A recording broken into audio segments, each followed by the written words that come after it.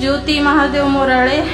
माझ्या पतीने 1 जून रोजी आत्महत्या केली आणि आज मला पेपरला पाहिलं मी, मकरंद सर आणि नानाजी इथे यायले म्हणून मी आले. आज माझ्यावर जी वेळ आली ती देव करू कोणावर येऊ नये.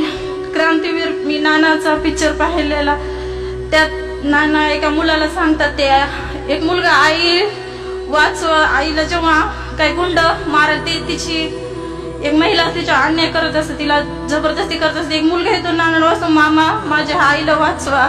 आज मी पण एक आई आहे, मला 2 मुलं आणि 1 मुलगी आहे. समाजात इतके जे होतं ते होतच त्या कुटुंबासोबत, पण समाज असं आहे की त्या बाईला हिंमत काही देणारे असते, 10 जण खेचणारे असते.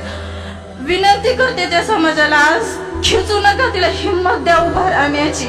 आज माझी एक मुलगी 8वीला आहे. गेल्या वर्षी म्हणजे मम्मी शाळेत ज्या विद्यार्थ्यांना वडील नाहीत त्या विद्यार्थ्यांना वेगळं केलं जातं आणि त्यांना शासनाची काही मदत मिळते. ज्या दिवशी ती घटना घडली 2-3 दिवसांनी माझी मुलगी म्हणते, मम्मी शाळा भरल्यावर सर म्हणते की तुझे पप्पा नाही येत, आम्हाला त्या लाईनला उभं राहावं लागत. मी म्हटलं मी तुझ्या पप्पाची ना आईची दोन्ही जिम्मेदारी उचलेल मी.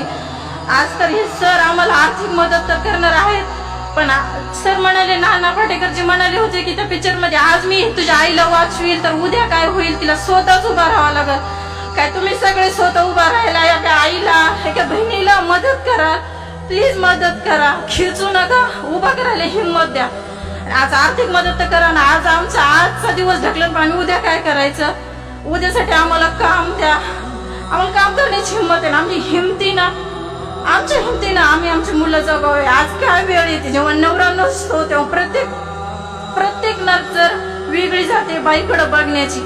पण बदलू नका, ती एक आई आहे, एक बहीण आहे, तिला हिंमत द्या उभा राहण्याची. मी विनंती करते सगळ्यांना की तिला खिचू नका, उभं करण्याची मदत करा, फक्त उभा करण्याची मदत करा. यापुढे मी काय बोलू शकत नाही.